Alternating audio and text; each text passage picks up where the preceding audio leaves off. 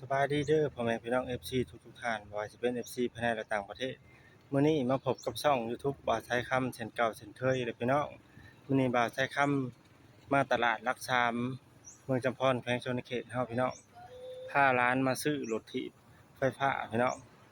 ซึ่งว่าเป็นห้างอยู่ในใกล้กับตลาดหลักสามพี่น้องก่อนจะเข้าไปรับชมคลิปก็ฝากพี่น้องกดไลค์กดแชร์กดติดตามช่อง YouTube ให้บ่าวไทยคำเด้อพี่น้องเด้อเพื่อเป็นกำลังใจให้บ่าวไทยคำเฮ็ดคลิปต่อไปพี่น้อง ซึ่งว่ารถมีรถหลายพี่น้องหลายรุ่นหลายแบบหลายราคาให้เลือกพี่น้องเอ้ยมีแต่รถคันงามๆพี่น้องบ่ว่ารถจักรรถใหญ่รถปั่นเข้ารถตัดกกเข้าแล้วก็รถจักรไฟฟ้ารถกินน้ำมันมีหมดพี่น้องรถถอกรถไถพี่น้องเอ้ยเข้าไปเบิ่งนำกันเด้อพี่น้องเด้อฝากกดไลค์กดแชร์กดติดตามกดกระดิ่งแจ้งเตือนอันนี้สิเป็นห้านหุงเฮืองเจริญเด้อพี่น้องเด้อเป็นห้านขายรถทั่วไปพี่น้องขายรถไถรถอันจักรพี่น้องรถจักรไฟฟ้ารถไถพี่น้องเอ้ยมีแต่คันงามๆพี่น้องรถเกี่ยวข้าวก็มีพี่น้องอันนี้ก็สิเป็นอัน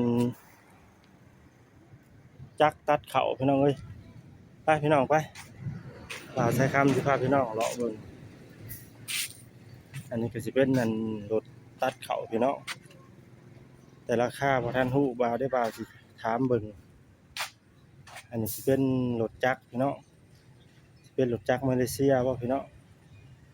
อันนี้สิเป็นอัน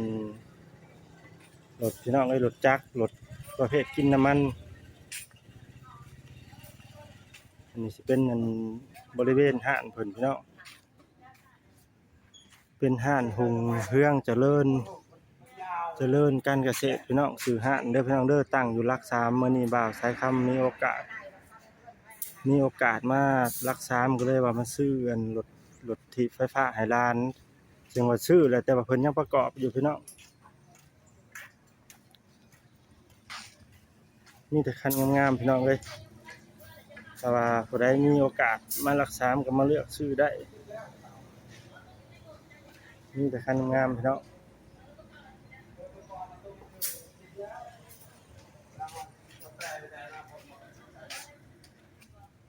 อันน่ะเจ้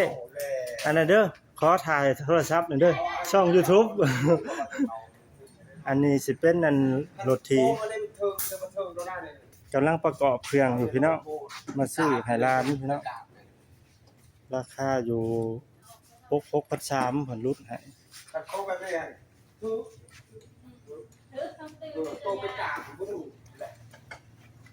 อันนี้สิเป็น Honda พี่น้องเป็น Honda เป็นยี่ห้อที่ว่ามันนั่นดีนะพี่น้อง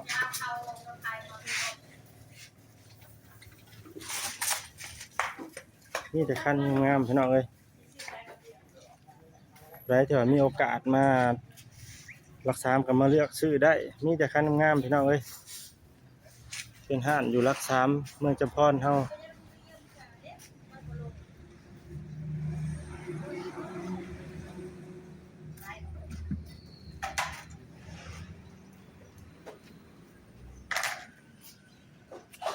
บัดได้เงินธนาเฮาจังสิมาเอารถจักรบัดนี้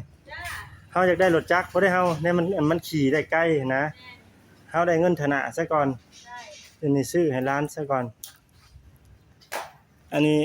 เจ๊คันว่าอันซื้อนี่แล้วบ่ได้เนี่ยตัดเขานี่ 20,000น่ะนะ23,000เออซื้อแล้วเห็นได้ไปชบสิว่ารถไถบ่ตัวนี้หัวรถไม่ซุบใส่หัวรถไทยเลยคันมันมากับอันเป็นรถเป็นอันขิงมันเองเด้ซะอยู่นอกเขาได้ยินบ่แพงบ่อันนั้นน่ะมันมีราคา 40,000 ปลาย 50,000 60,000เอออืม 70,000 80,000ก็มี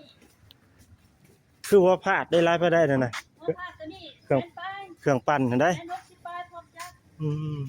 ขอบใจอันนี้สิเป็น180,000พี่น้องเป็นเครื่องปั่นเข้าเป็นหลัก3เฮาพี่น้องเอ้ยแต่ว่ามีเงินอยู่ได้ผู้ใดเป็นชาวไร่ชาวนามักการผลิตนะพี่น้องอันนี้เป็นจักรปั่นเข้าพี่น้องเอ้ย180,000เพิ่นว่าติดจักรเพาะนี่พี่น้องอันนี้พี่น้องอันนี้มีแบบอันจักรติดกับพี่น้องเอ้ยมีแต่อันงามโธ่พี่น้องเอ้ย อันนี้ก็เป็นโฮงสีเขาน้อยพี่น้องงามมาลีล้อพี่น้องเอ้ยเป็นรุ่นงามงามจนบ่มีบนตีโอ้โธ่เด้อพี่น้องเด้อฝากกดไลค์กดแชร์เด้อพี่น้องเด้อนี่แต่คันงามพี่น้องเอ้ยโธ่อันนี้เป็นรถแต่งห้านใหญ่พี่น้องห้านใหญ่ห้านอาลีพี่น้องเอ้ย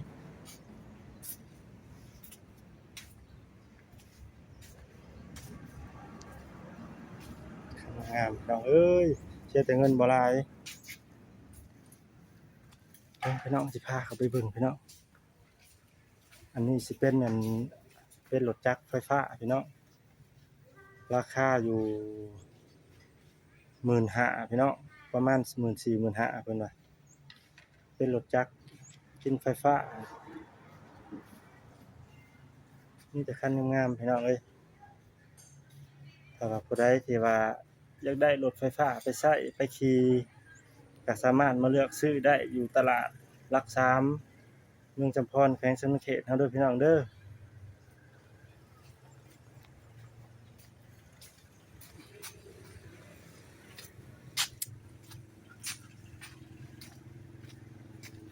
บ่ได้มีแนวแถมบ่เจ้ซื้อรถนำน่ะ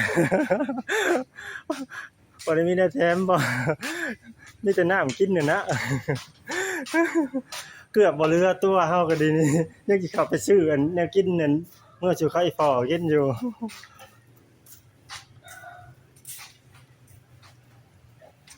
บ่ได้รับประกันบ่หรือว่าไดเฮาก็บ่เข้าใจรับประกันอยู่บ่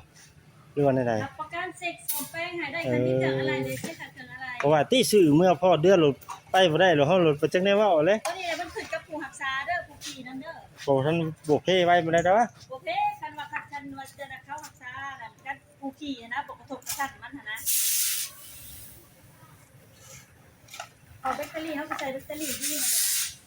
มันปกตินั่นคันราคาถืออะไรแบตเตอรี่ธรรมดา ลอตเตอรี่รุ่นดีบ่ รุ่นนี้มีสแกนให้เรียบร้อยเลย มันยังเป็น เดี๋ยวบ่ได้ห้องบ่ เป็นได้สแกนเฮาบ่เข้าใจกวดเช็คให้ข้างในบ่ เ